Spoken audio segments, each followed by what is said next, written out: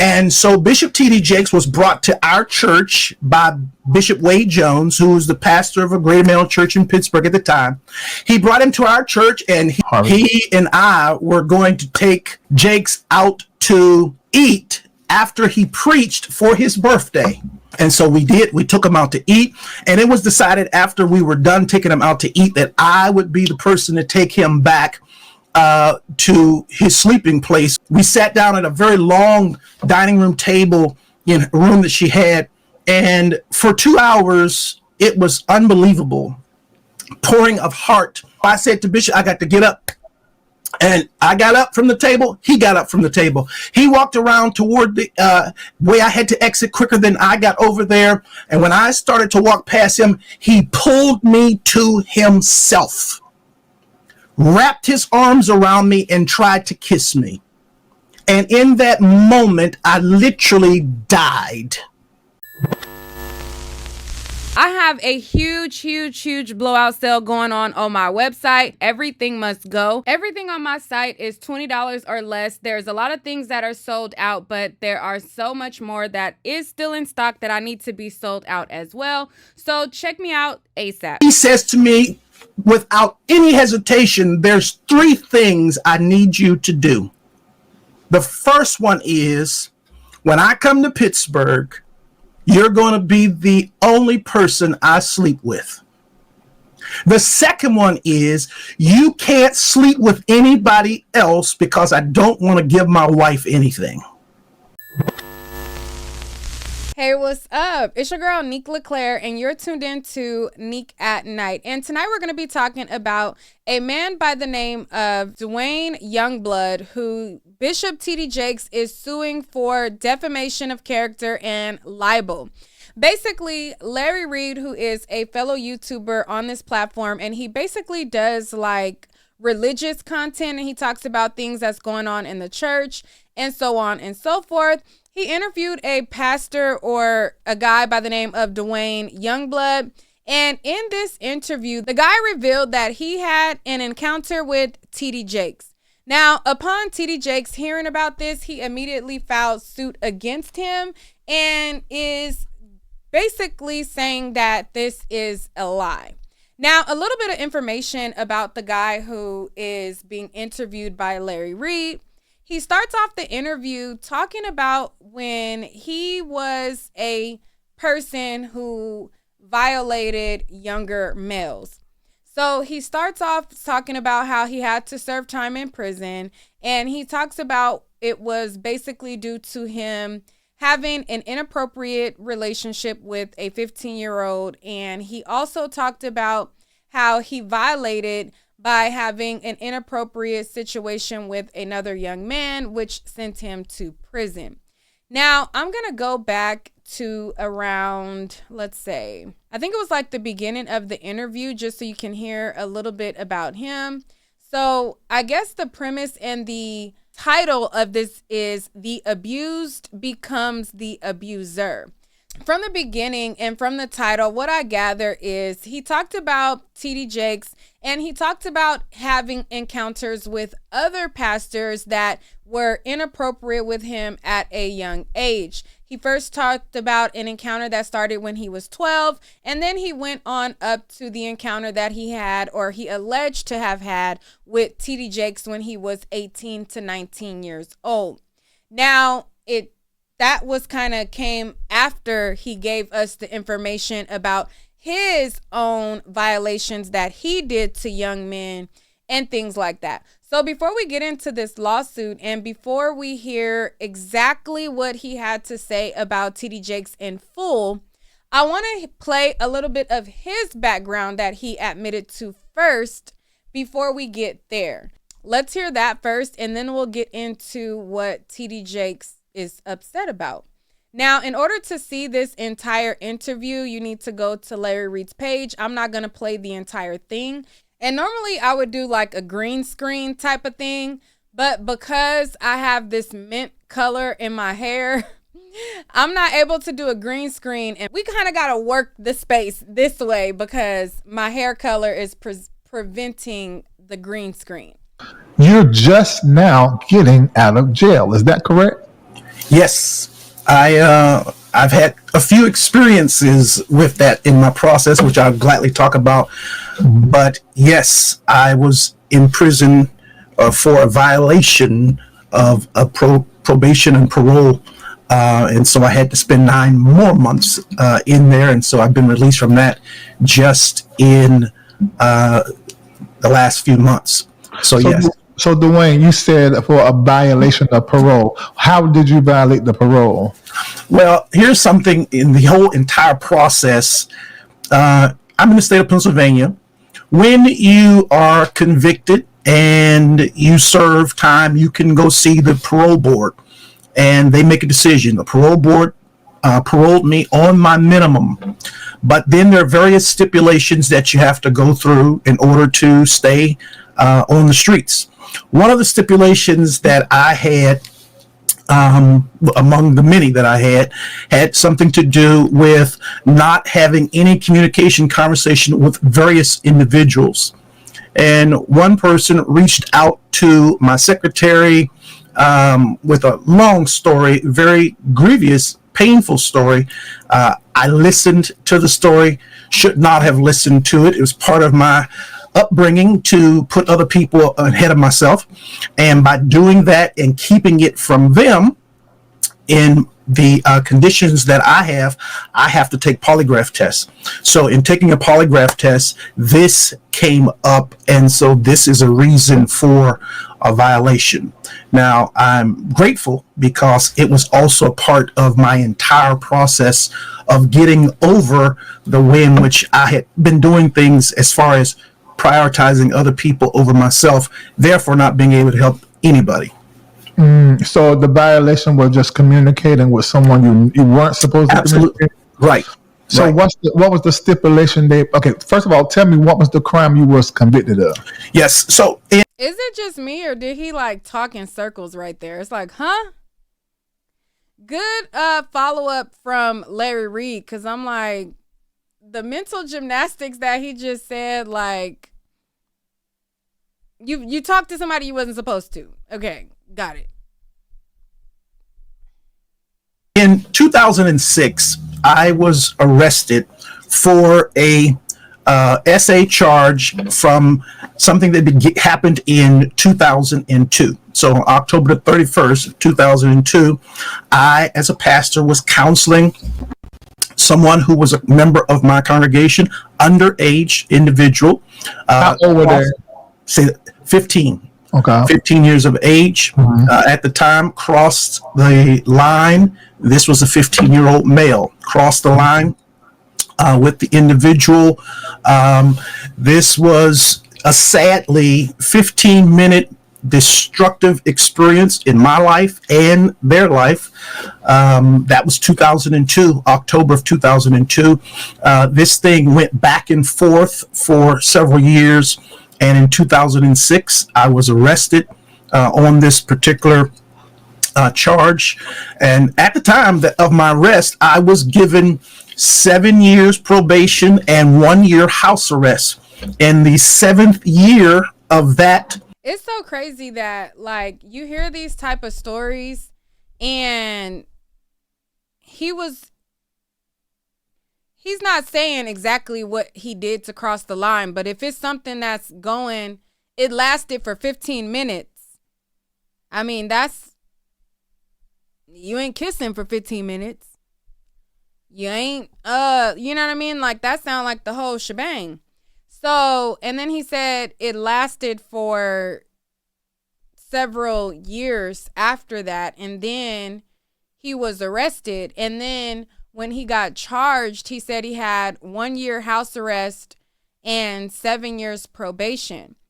It's crazy because I'll see people having like weed charges or like charges that are like not a violation to people, and they get like more time a lot of times, you know? So interesting. I was then charged with a corruption of minors because I had conversation with an individual who was sharing with me things that they were going through and things of that nature, but they were also underage, and I was not to have that conversation. How old were they? They were 17 at the time. So having that conversation triggered the stipulation that gave the... Having what conversation? They were going through what? Like, what they were going through triggered what conversation? Is he talk? Okay, let me finish this. Let me bring it back. You was having an inappropriate conversation about what they're, like what they were having questions about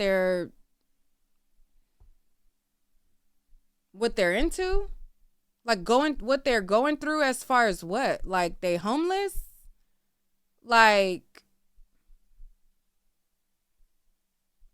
individuals. And one person reached out to my secretary with a long story, very grievous, painful story. I listened to the story, should not have listened to it. It was part of my upbringing to put other people ahead of myself. And by doing that and keeping it from them in the conditions that I have to take polygraph tests. So in taking a polygraph test, this came up. And so this is a reason for a violation. Now, I'm grateful because it was also part of my entire process of getting over the way in which I had been doing things as far as prioritizing other people over myself, therefore not being able to help anybody. So I'm over here scratching my head trying to figure out if it's just me or did he just say a whole bunch of nothing again? Like what? Anyways, I have a huge blowout sale going on my website, and I sell more than adult goodies. I have press-on nails, I have clothes, I have all kind of stuff, and everything must go. Everything on my site is $20 or less. There's a lot of things that are sold out, but there are so much more that is still in stock that I need to be sold out as well. So check me out ASAP. the violation was just communicating with someone you weren't supposed to Absolutely. communicate? Right. So right. what was the stipulation they... Okay, first of all, tell me what was the crime you was convicted of? Yes. So in 2006, I was arrested for a SA charge from something that happened in 2002. So on October the 31st, 2002, I, as a pastor, was counseling someone who was a member of my congregation, underage individual. How old were they? Say 15. Okay. 15 years of age. At the time, crossed the line. This was a 15-year-old male. Crossed the line with the individual. This was a sadly 15-minute destructive experience in my life and their life. That was 2002, October of 2002. This thing went back and forth for several years. And in 2006, I was arrested on this particular charge. And at the time of my arrest, I was given 7 years probation and 1 year house arrest. In the 7th year of that, I was then charged with a corruption of minors because I had conversation with an individual who was sharing with me things that they were going through and things of that nature, but they were also underage, and I was not to have that conversation. How old were they? They were 17 at the time. So having that conversation triggered the stipulation that gave the judge the ability to revoke my street time. So my street time was revoked, and they then sentenced me under the original guideline for SA, which in Pennsylvania was 5 to 10 years. So in 2014, I began serving a 5 to 10 year sentence for what happened in 2002. Now, when you said 15 minutes in 2002, so yes. what? I mean, I can do a lot of things in 15 minutes, but what happened? Okay, so what transpired was, and this was a complete bad setup. So I received information from a lady in our congregation telling me that her son had written in his journal, and in his journal, he was writing about doing things inappropriate with another person.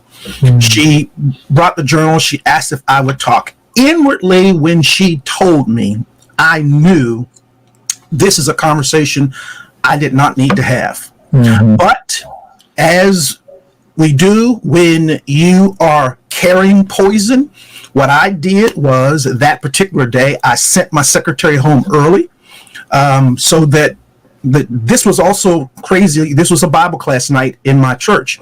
And so this meeting is happening just a half hour before my Bible studies to start.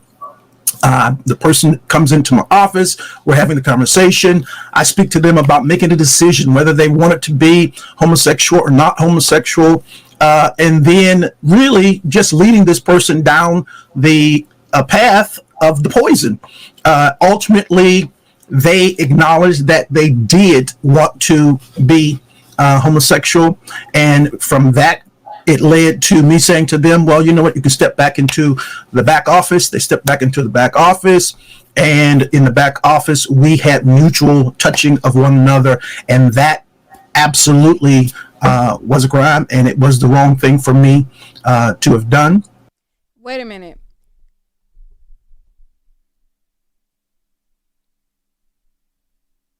All right.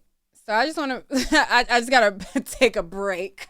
So before Larry asked him to elaborate on what went on in these 15 minutes, I myself was like, you know, a lot can happen in 15 minutes. And then once he told the story, that sounds like a mother seen something inappropriate in her child's journal, and she went to somebody that she trusted, which a lot of women have way too much trust into these pastors. A lot of women leave their kids in the hands of a lot of these folk and be way too trusting. And it sounds like because you were a pastor, and because a lot of times pastors preach against that lifestyle, she wanted a person in leadership of the church to talk to her son to see what was going on. And with knowledge that there was these inappropriate things in this journal and that this boy had these types of feelings, in order to have this conversation, you send your secretary home early. You ask him, what is it going to be? You want to be this? You want to be that? And then when he tells you he want to be this, then you tell him to go to the back room. And then there was touching. I'm sorry to ask you a question, but I want to really understand. So you already was told about this person in your ministry who, and that's another thing. You was a pastor and you have been pastoring for many years. So it's your nature to get into these type conversations all the time. But had you had a situation like this before where somebody that was same gender loving, wanted to be free, wanted to be delivered, or was exploring and trying to figure out, you've talked to them before?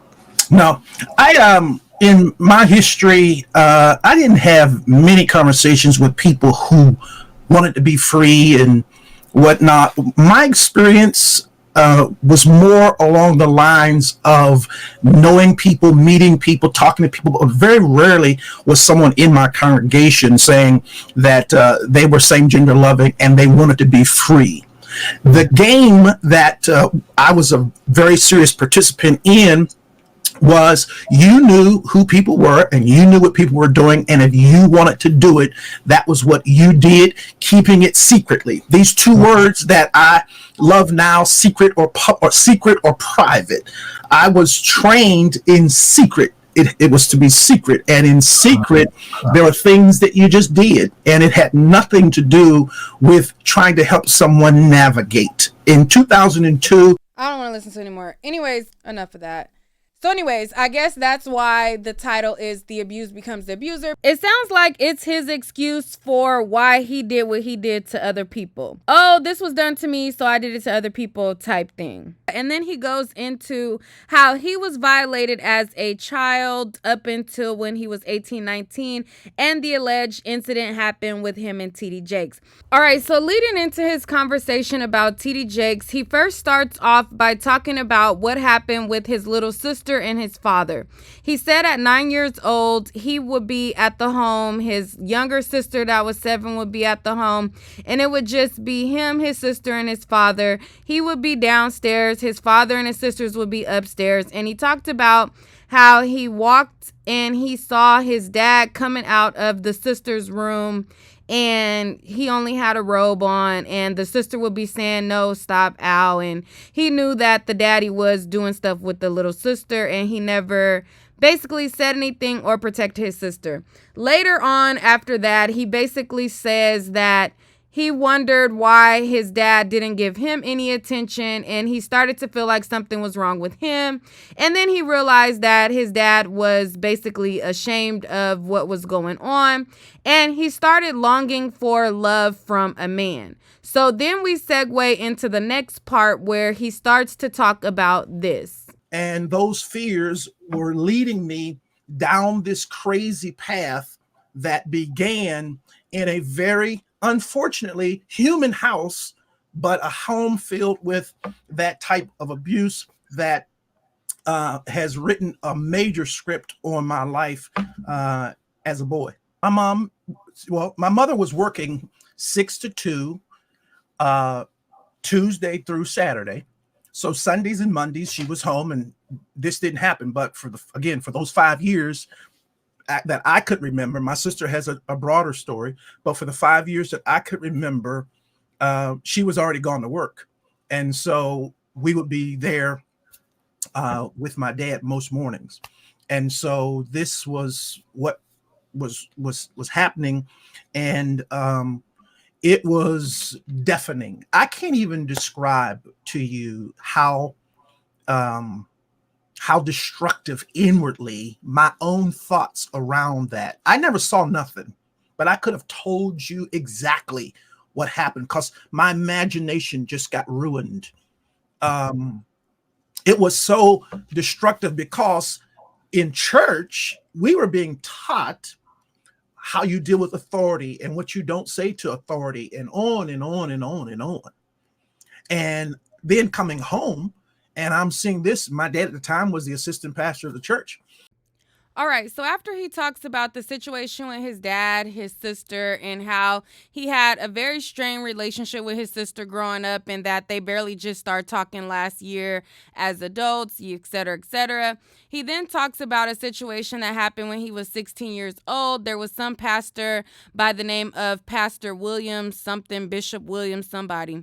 And he went to his house, and then the pastor asked him what bedroom did he want. He picked the big bedroom with the big bed. He got into bed, and then after that, the pastor came in the room, changed the clothes, and got into bed. And then he said he laid down, and then the pastor was touching on his wanker and all of that. And so then after that, then Larry said that it was time, take a little break. It was a lot of information. And then they go into a situation that happened when he was 12.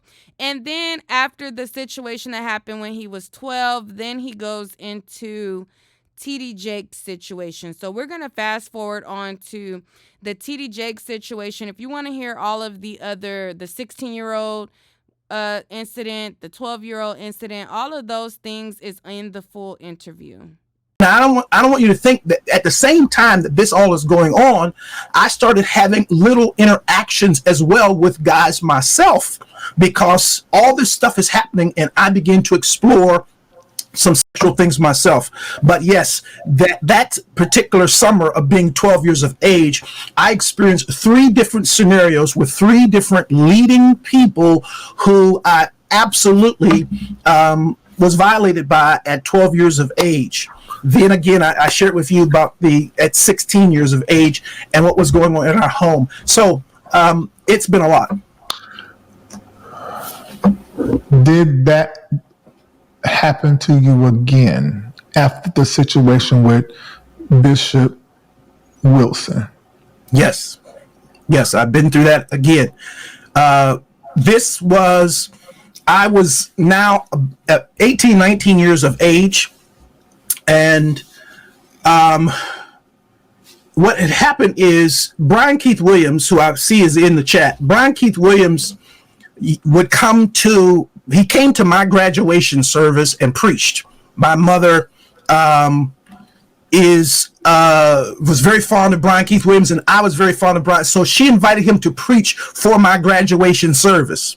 And he came in and preached, and then he came and he was preaching for us again. And while he was preaching for us, there was scheduled to be a revival starting in our city by Bishop T.D. Jakes. And that's what brings us to this lawsuit. And we didn't know who this person was, but apparently Bishop Williams did know him, and he gave an endorsement about how he could preach. And Bishop Jakes got up and said a few words. And so my parents had a rule: if you lived in their home, you're going to their church services they went to. So we went, and he started coming in to preach twice a year at Bishop Jones's church. He was so popular that the church would be full before he ever even got there, before the service even started. The church is jam-packed. Unbelievable response to his ministry. And so myself and another elder who was a part of Bishop Jones's church, who is still a part of that church now, we befriended. No, this is Bishop Wade Jones. Wade Jones. Okay. Yes. I know that. We befriended kind of close with Bishop Jakes. And we decided in one of the times he was there, it was going to be his birthday. Now, I remember like it was yesterday. His birthday is June the 9th. And we're going to take him out. What's your friend name again that you were close to? And so I was able to convince my mother to let me drive her car, as I didn't have a vehicle. I said, well, we're going to take him out to eat. I'm going to drive your car, which at the time there was a lady named Sister Giles. She always wanted to house and take care of him when he came to that church. And so I came in there, drove him to eat, and then took him back to her home. Well, after taking him back to her home, he says, come on in, let's talk. And I still felt, you can't even imagine being 18, 19 years of age. This person is killing it, and they're saying to you, come on in, let's talk. And so I did. I went in. Someone who understood. I'm sitting at this table, and for the first time talking to any man, I got tears coming down my face because somebody gets me. Somebody understood what I was going through. Well, after sitting there and having this long discourse with him, I finally look at my watch and I'm like, oh my goodness, I got to go. I got to get this car back to my mother. She's going to kill me. So I said to Bishop, I got to get up. And I got up from the table. He got up from the table. He walked around toward the way I had to exit quicker than I got over there. And when I started to walk past him, he pulled me to himself, wrapped his arms around me, and tried to kiss me. And in that moment, I literally died. I could not. I tell you, to this day, I can't remember how I got out of that place. But I remember driving home with all kinds of crazy thoughts and what in the world am I going to do now? And I finally get home, get in the house, get in the bed. I'm going to try to go to sleep. And I get to sleep and get up in the morning. And in the morning, I step into our bathroom and my home phone rings. My mother answers the phone and she says to me, Wayne, It's Elder Jakes. And I get on that phone. And when I get on that telephone, I can hear water. He is sitting in a bathtub. And in that thing, he says to me, without any hesitation, there's 3 things I need you to do. The first one is, when I come to Pittsburgh, you're going to be the only person I sleep with. The second one is, you can't sleep with anybody else because I don't want to give my wife anything. And thirdly, I will take care of you the rest of your life. I can't to this day remember how I got off that phone, but I do know I made a decision that I wasn't going to the service that night. And eventually I told my mother, I'm not going to go to the service tonight. She says, no. You know, we got a rule in this house. If we go, you go. I never told her what he had done. I went to church, and the most humiliating thing imaginable happened that night at church. Bishop Jakes, getting up to preach, speaks into that microphone. I'm going to ask young minister Youngblood to read for me. And after all of that drama of the last 24 hours, I had to read before he preached. And so there is so much more to me and Bishop Jakes and my family and Bishop Jakes and the absolute destructive sexual damage. But this thing was so extremely damaging. And I would say this to you, Larry, that sitting back and watching some of the things I've seen in 2024 and things that I've even heard him say, has been so frustrating to me, because the people who I've heard say things publicly related to him and people who've actually come to me, the stories they are telling me in 2024 is what I remember when I was 18 and 19 years old with this same person.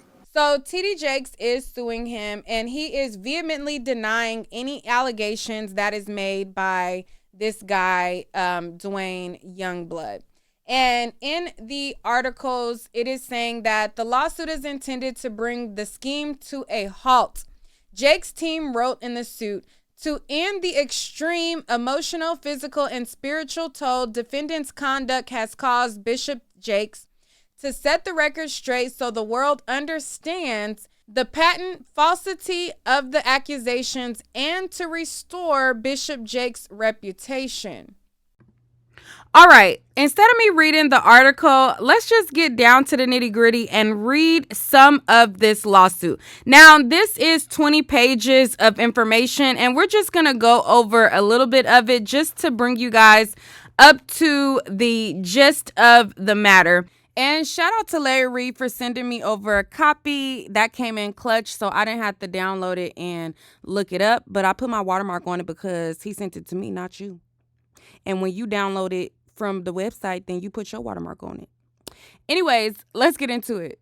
So as you see, it says Thomas Dexter Jakes is the plaintiff and Dwayne Youngblood is the defendant. So if you go down to the complaint, it says plaintiff Thomas Dexter, who is TD Jakes, for his complaint against defendant Dwayne Youngblood as follows. So the nature of the action, number 1, this lawsuit sounds in the tort of defamation and civil conspiracy to commit defamation.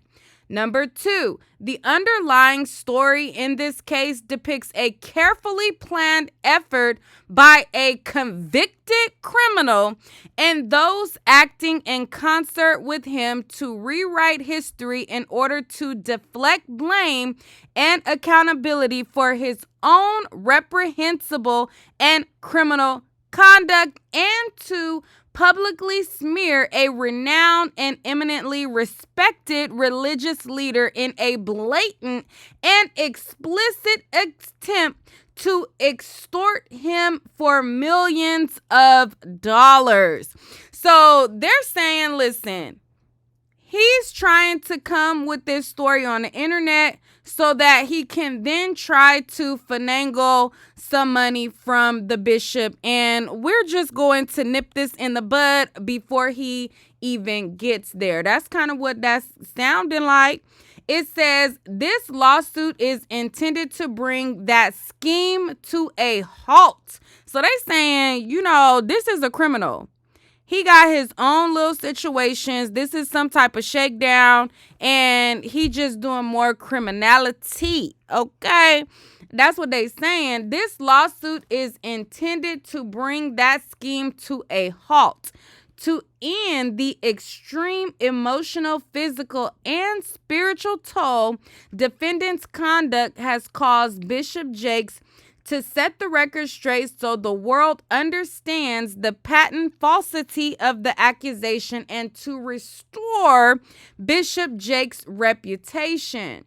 So number 4, it goes to the parties. It says, plaintiff Bishop T.D. Jakes is a world-renowned spiritual leader, global philanthropist, author, film, and music producer, and the founder of the Potter's House Church in Dallas, Texas. He is a U.S. citizen, and he is a resident of Dallas, Texas. The defendant, Dwayne Youngblood, is a registered SO in the state of Pennsylvania and a 2-time convicted felon related to SA of kids. He is a U.S. citizen and a resident of Pittsburgh, Pennsylvania. And then it says, on information and belief, plaintiff alleges that the defendant does 1 through 10, inclusive, are other parties not yet identified who have acted in concert and agreement with Youngblood in order to commit defamatory conduct against plaintiff and have committed acts in furtherance of such wrongdoing. So I had talked to Larry Reed, and Larry Reed said, this wasn't something that he was a party to, and that this was the bishop basically going after Youngblood. But this statement right here, it kind of, to me, I'm not sure, but it sounds like they haven't named Larry yet, but they're kind of saying like he helped him out with this. That's kind of what it sounds like, but I don't know. It sounds like, we're going to later identify some other folks that we feel like are helping him along with this. And if Larry did the interview, I don't know. But anyways, maybe not. Who knows? Anyways, it says, on information and belief, plaintiff alleges that defendant does 1 through 10, inclusive, are other parties not yet identified who have acted in concert and agreement with Youngblood in order to commit defamatory conduct against the plaintiff and have committed acts in furtherance of such wrongdoing. The true names, whether corporate, individuals, or otherwise, of 1 through 10 inclusive are presently not fully known to plaintiff, which therefore sues said defendants by such fictitious names and will seek leave to amend this complaint to show their true names and capacities when the same has been ascertained. I mean, well, they should know Larry's name. I don't know who they talking about. Anyways, it says, on information and belief, plaintiff alleges that at all times relevant hereto, each of the defendants acted in concert and agreement with each other for the objective of intentionally committing defamatory acts against plaintiff with full knowledge of all the facts and circumstances, including but not limited to full knowledge of the violative conduct at issue and the damages the plaintiff caused thereby. The jurisdiction and venue, number 8, this court has subject matter jurisdiction over this action pursuant to blah, blah, blah, because there is complete diversity of citizenship amongst the parties and the amount in controversy exceeds $75,000, excluding interest. This court has personal jurisdiction over the defendant, Dwayne Youngblood, because he is a citizen of the Commonwealth of Pennsylvania and resides in Allegheny County. Venue is proper in this district because defendant resides in this district. Defendant is subject to personal jurisdiction in this district, and because a substantial part of the events or omissions giving rise to the plaintiff claims occurred in this district. Now we go down to the factual allegations. It says Bishop T.D. Jakes becomes one of the most prominent and respected pastors in the United States and establishes one of the largest churches in the United States to the Potter's House of Dallas. Bishop Jakes is the visionary, charismatic, and devoted senior pastor of the Potter's House Church in Dallas, Texas, which has a global outreach and congregation exceeding 80,000 persons, a motivational speaker and entrepreneur, a best-selling author of 30 books, a producer of faith-focused music and films, a Grammy Award winner, a global humanitarian, and one of the most prominent and well-respected pastors and religious figures in the U.S. today. In 2009, for example, Bishop Jakes was selected to give the sermon at St. John's Episcopal Church, dubbed the Church of the Presidents, across Pennsylvania Avenue from the White House on the morning of President Obama's inauguration ceremony. From his humble roots and the pastor, so it just gives his background, blah, blah, blah. He did all this good things. He married his wife. They've been married 35 years.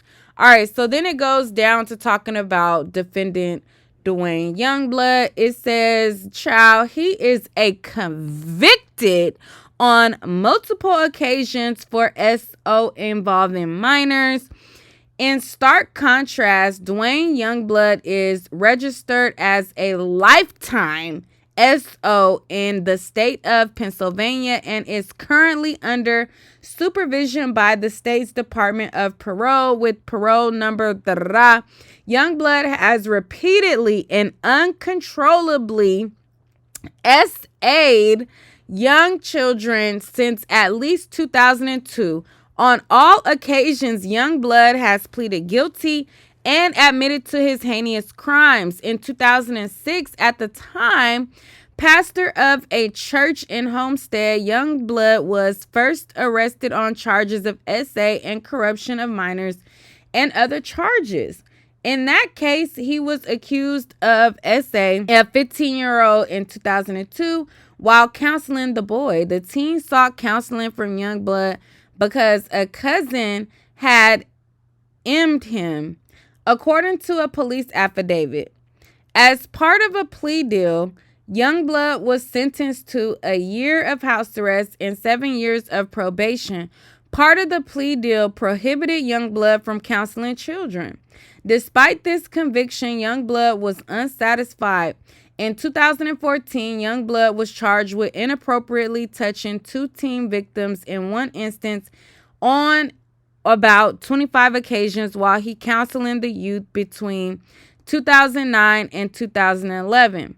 With respect to that victim, counseling sessions with Youngblood's church office began when the victim was 16 years old and ended when the victim was 18, at which point the victim told Youngblood he no longer wanted to participate in the counseling. According to a criminal complaint, in another, Youngblood had relations with a youth over a 3-week period. Youngblood pleaded guilty and was sentenced to 16 to 48 months in prison in 2015 and 3 years of probation.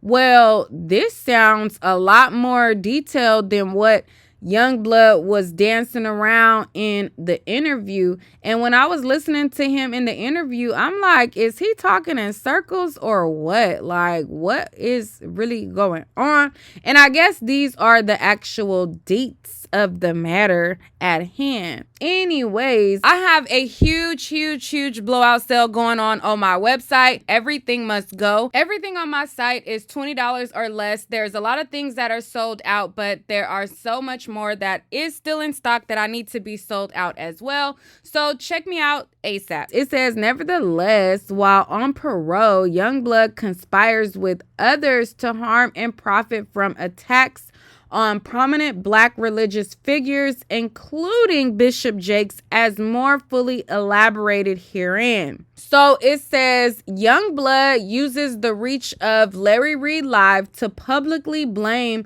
his own aberrant and horrific abuse of minors on others, including Bishop Jakes, by accusing them of grooming, imming, and essaying him decades ago. On October 28, 2024, Youngblood set for an over 2-hour-long interview on Larry Reid Live, an online video podcast hosted by Larry Reid that boasts of having over 150K subscribers on YouTube alone. The October 28th episode of LRL was broadcast live to tens of thousands of online viewers on the Larry Reid Live YouTube and Facebook accounts. The episode was titled Larry Reid Live Interviews Dwayne Youngblood, The Abused Becomes the Abuser. Youngblood began his interview by misleading viewers about the circumstances of his conviction and incarcerations. Okay, clock it, because what he said in that interview is not given what is listed in this document. It's very much dumbed down because, yeah, child. Anyway.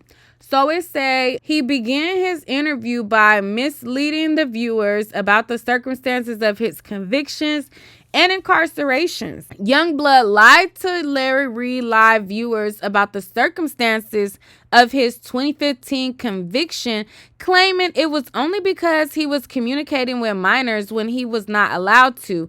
The actual truth, which Youngblood concealed from Larry Reid Live audience, was that he violated his parole not because he had simply communicated with minors when he was not allowed to, but rather because he had been caught inappropriately touching 2 teen victims during counseling sessions between 2009 and 2011 and engaging in abuse over a 3-week period with a teenage victim. Yeah, he clearly did not say that. He was trying to act like, oh, he told me what he was going through, and when he told me what he was going through, that was a violation. And my antennas went up because I'm like, that's giving like, what? Huh? What is you saying?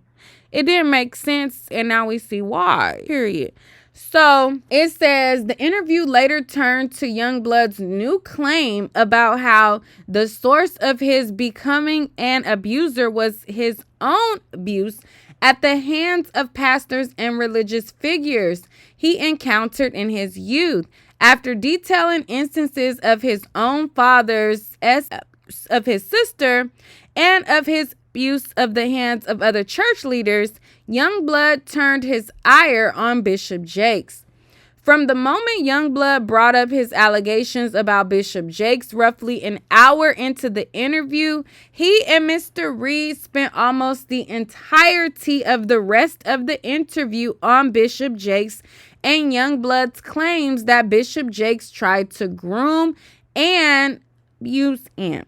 Youngblood's story about Bishop Jakes on the October 28th episode of LRL was that when the now 58-year-old Youngblood was 18 or 19 years old of age, Bishop Jakes, after talking to Youngblood for 2 hours at the home of an elder clergy woman where Bishop Jakes was staying, while supporting a local church's revival program, wrapped his arm around Youngblood and tried to kiss him. We sat down at a very long dining room table in a room that she had, and for 2 hours, it was unbelievable.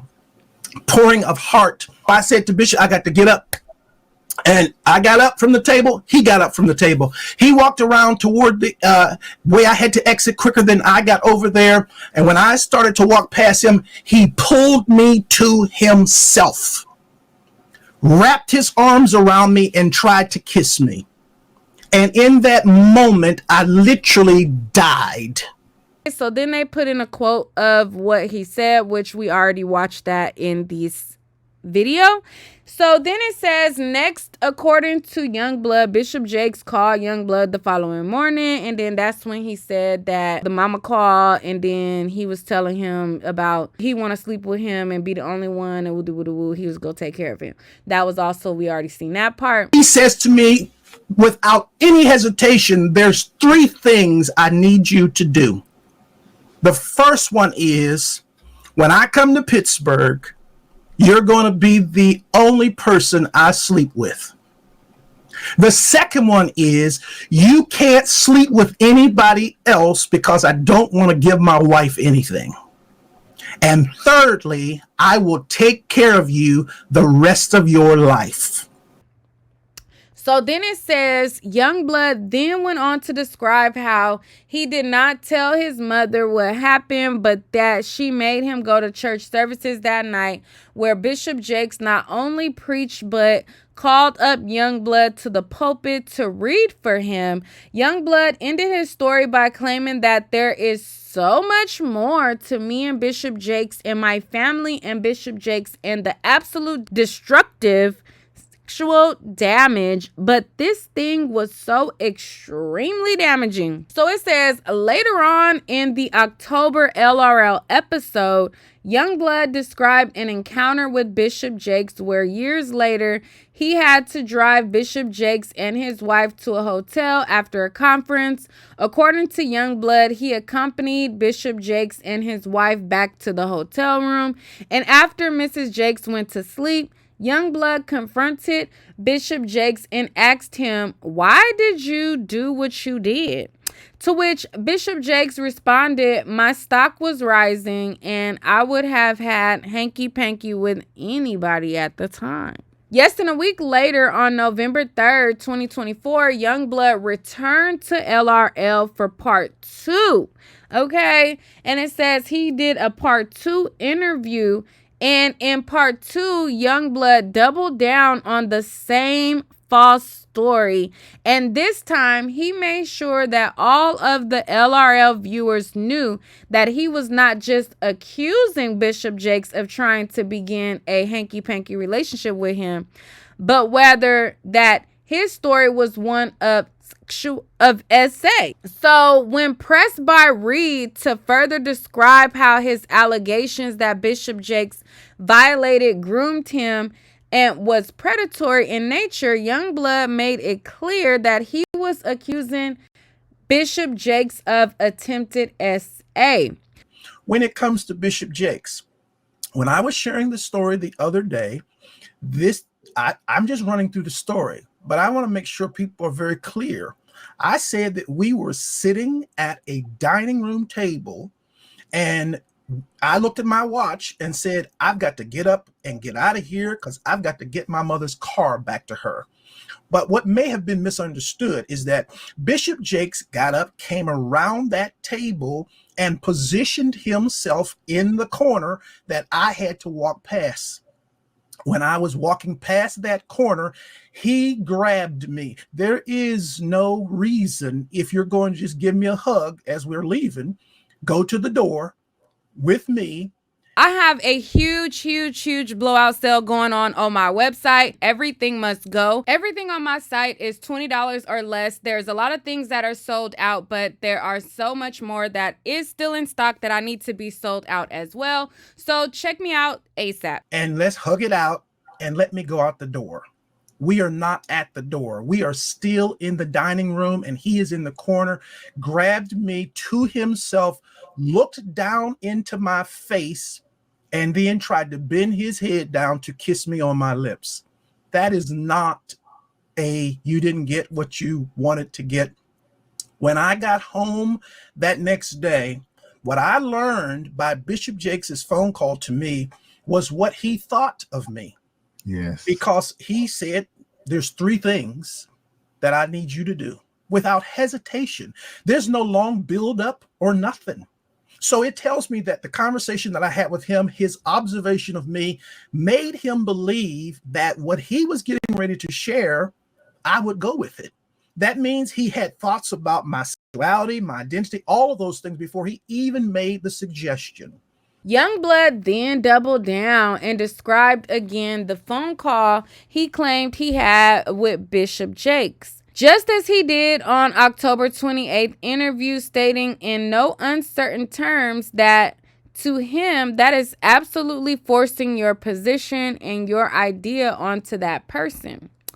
In part 2, Mr. Reed also makes clear exactly what Youngblood was accusing Bishop Jakes of doing, stating at the 39-minute mark that Bishop Jakes violated and groomed you. And Youngblood doubled down on his claim that Bishop Jakes did this to Youngblood because his stock was rising and he would have slept with anybody. For his part, Reed went to great lengths to try and bolster Youngblood's credibility, claiming in part 2 that Youngblood feels honest. It doesn't feel that you're mad. You don't seem mad at all, and you don't feel like you're trying to get anybody back. You just telling the story, to which Youngblood nods and agrees throughout. See, this type of language is why I think that they're going to later name Larry also, because it seems like they're kind of trying to say like he did this story and then Larry Reed gave it credibility by agreeing with him and saying that he felt like he was truthful and things like that. Now, again, I talked to Larry. Larry said that he's not a party to the suit, which that is true. He's not a party to the suit right now, but it seems like they're setting up to later name him, if I'm being honest, from me just reading between the lines. That's kind of what it seems like. But maybe not. Who knows? I don't know. Youngblood's intent and motive for making these allegations would be made absolutely clear with his exorbitant financial demand weeks later, as more fully elaborated herein. So it says Youngblood's accusation on Larry Reed Live about Bishop Jakes are false, and he knew it when he made them. From start to finish, Youngblood's tale of grooming and attempted essay at the hands of Bishop Jakes is patently false. Bishop Jakes never kissed or tried to kiss Youngblood, never cornered him or forced him into any situation, sexual or otherwise, and certainly never told him that he wanted to sleep with him or had any conversation of a sexual nature at all with him.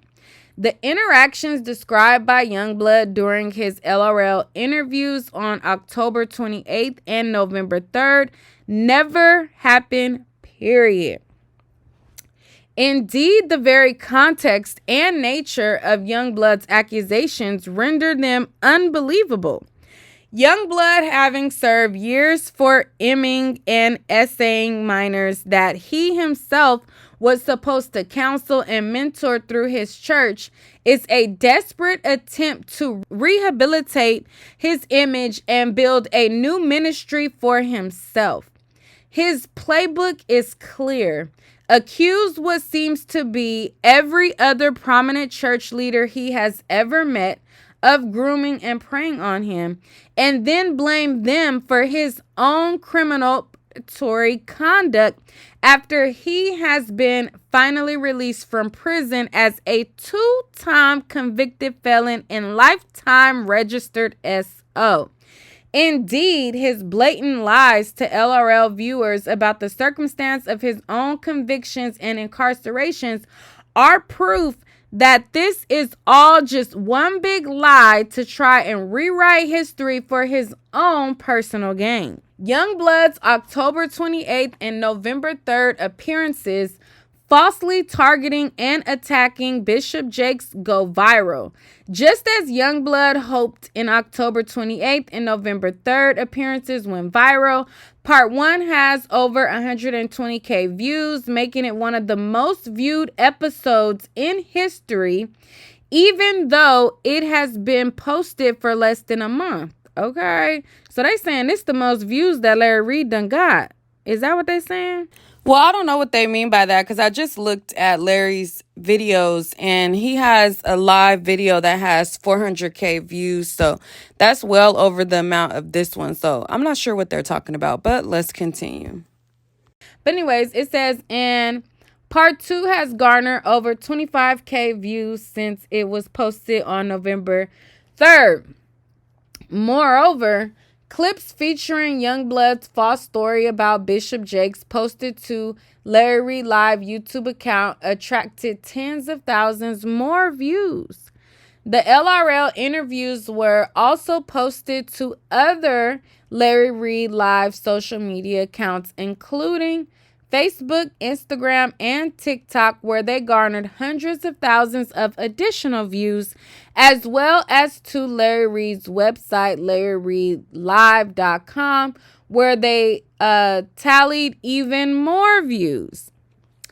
The spread of Youngblood's false allegations, as expected, did not stop with just Larry Reid's social media and online platforms. Predictably and foreseeably, Youngblood's story went viral, being republished, reposted, and commented on by numerous other social media users and influencers. For example, Newsbreak, which boasts over 26 million monthly readers, published at least 5 separate stories on Youngblood's accusations against Bishop Jakes, and they cite all of these different places where the story was posted. It says Youngblood's false accusations were republished by other YouTubers and TikTok influencers to hundreds of thousands of additional viewers. All told, it's likely that over 1 million people have been exposed to Youngblood's lies about Bishop Jakes. Youngblood retains an attorney with a history of filing frivolous lawsuits against prominent black celebrities and proceeds to try and extort millions from Bishop Jakes. So it says, incredibly, the defendant's malicious efforts to smear Bishop Jakes' reputation was only part of the plan. Prototypically, of course, their motivation was also deeply rooted in immediate financial gain. Days after the second podcast on Information and Belief, the defendants retained a lawyer in New York to represent Youngblood in a blatant attempt at a money grab. By letter dated November 15, 2024, a lawyer purporting to represent Youngblood demanded that Bishop Jakes pay Youngblood $6 million in order to resolve this matter quickly and privately. Otherwise, Youngblood would bring a lawsuit against Bishop Jakes for SA and harassment. So they saying, boy, you did these interviews and then you sent us a letter for a shakedown of $6 million, and we basically said, I'll see you in court. That's what they saying. So it says the motivation of the demand was clear. Pay millions of dollars. Otherwise, the podcast strategy and other similar tactics of attempting to publicly harass and shame Bishop Jakes would continue. Fundamentally, federal criminal law punishes blackmail. Anyone who either demands or receives money or any other valuable thing under the threat of informing or as a consideration for not informing against any violation of U.S. law is committing a crime. Further, both the Commonwealth of Pennsylvania and federal criminal law punish attempted extortion such as the money grab, which is no different than an old-fashioned robbery attempt. Here, the selection of the attorney was part of the scheme because Youngblood needed to obtain counsel who was either familiar with or experienced in tactics to bring SA claims decades old that have no merit and or have no relief under the law. For example, the same attorney commenced an action in California against the rapper T.I. and his wife Tiny Harris, accusing them of essaying a woman in 2005. In August 2024, U.S. District Court Judge Sherilyn Peace Garnett dismissed the lawsuit. The rapper stated that these allegations were false and were part of the many salacious allegations put forth in order to extort money from them. The same proverbial playbook is at work here against Bishop Jakes. However, Youngblood miscalculated Bishop Jakes' inclination to fight back. All right, so it says, listen, boy, I ain't the one or the two. We gonna go to the toe, period. So it says, Bishop Jakes bring this action to hold Youngblood accountable for deliberately spreading his manufactured story of SA. Youngblood spread knowingly false accusations about one of the most respected and prominent religious figures, and he did so for the most morally corrupt reasons to rehabilitate his image, explain away his own criminal and horrific conduct, and ultimately to profit significantly. The financial harm Youngblood's knowingly false accusations have caused Bishop Jakes are monumental and devastating. Bishop Jakes has been the spiritual rock for millions of Christians all over the world, particularly in the African American community. Youngblood's viral allegations of and Bishop Jakes' groom preyed on an essay and assaulted him. Then the young minister have tarnished Bishop Jakes' reputation.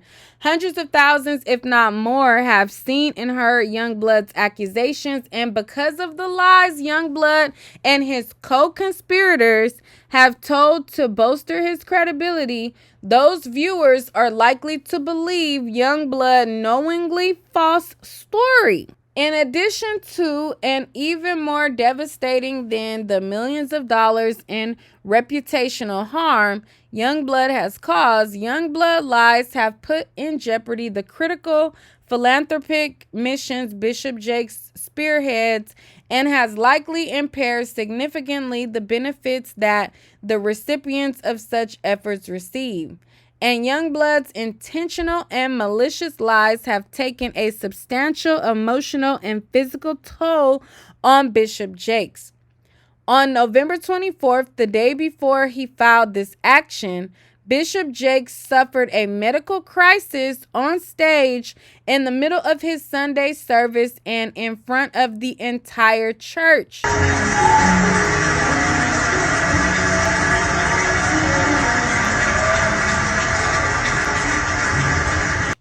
Bishop Jakes believes with all of his heart that the actual victims of SA should be treated with the utmost respect, kindness, empathy, and sympathy, and that the true perpetrators of such abuse should be held accountable for their actions.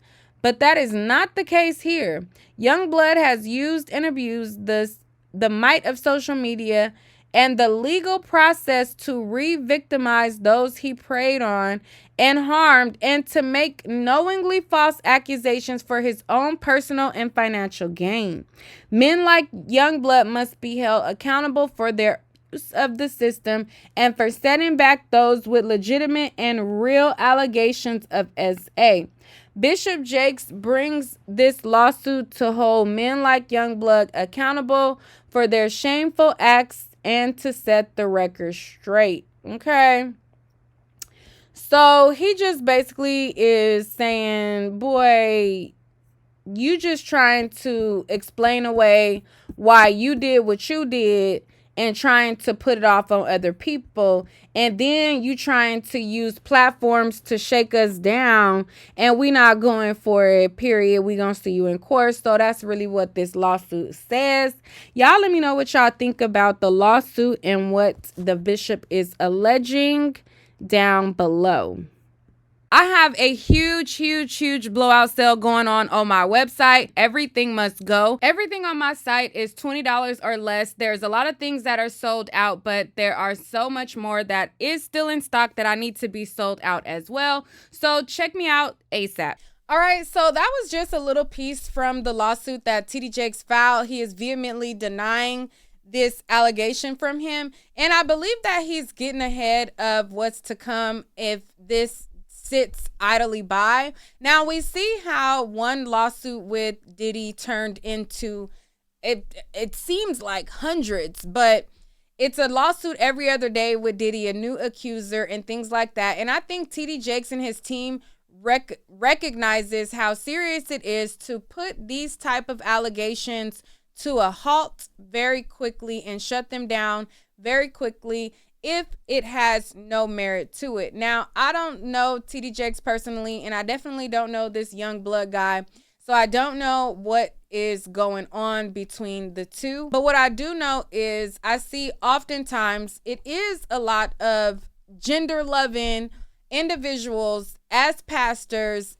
pretending to be straight, having first ladies and dibbling dabbling in the cookie jar of the men in the congregation. It do be that type of thing going on with a lot of pastors. Now, I'm not saying that's what's going on with TD Jakes. I do not know if this is just somebody, like he is alleging, trying to get financial gain and seeing that it's worked out for some accusers in the past as far as for Diddy, and other people feeling like, let me get my hand at it and be the first to put my story out there. I think TD Jakes was like, nah, before you try to get me, we just gonna get this squared away. But what do you guys think about the allegations that he is alleging as it pertains to TD Jakes? What do you guys think about him overall? And we are just in the era of people wanting to sue now.